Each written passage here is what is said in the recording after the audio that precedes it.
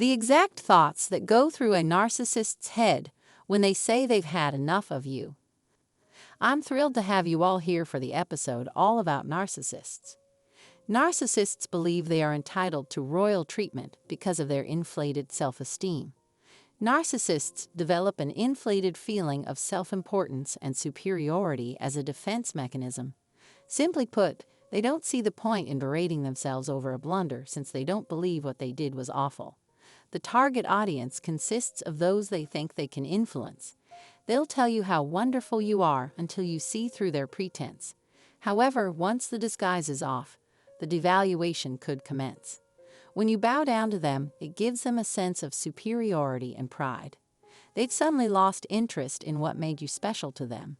It's at this stage that all they can do is disrespect you. When a narcissist says, "I want to be alone," you might be perplexed. Rare as it may be, a narcissist may say anything like this to a trusted loved one. They state that they need to be left alone to recharge their batteries and contemplate options. Knowing what a narcissist means by such words and what they do when they appear to be alone is crucial, as narcissists despise being left alone against their will.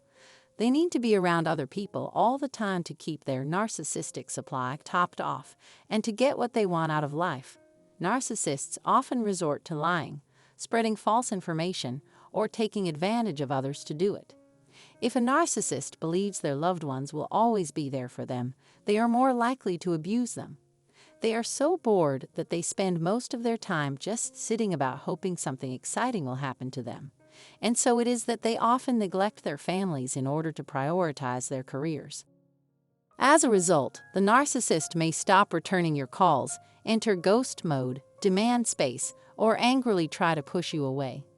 And they may quarrel with you a lot, blaming you for everything, in an effort to make you feel bad about yourself if you've ever pushed them away or agreed with them that you need some space. Narcissists are exceptionally perceptive and adept at employing covert strategies to attain their ends. On the other hand, if something goes wrong, the buck stops with you. Regardless, if the narcissist is ever given complete freedom of expression, anything can happen. They probably like being alone since it gives them more freedom to indulge in their destructive pursuits. Things like sexuality, pornography, and gambling fall under this category. Substance abuse or too much time spent in front of a screen could potentially be factors in their actions. Narcissists often crave solitude as a means of controlling those around them. Narcissists will go to great lengths for the sole purpose of bolstering their sense of self-worth. The truth is that once they deplete their current supply, they will immediately begin seeking additional sources. Narcissists often partake in polyamory because they can't stand to be single or in a monogamous relationship.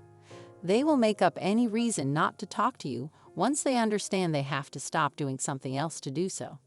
Another strategy a narcissist could employ in their quest for vengeance is to cut oneself apart from society.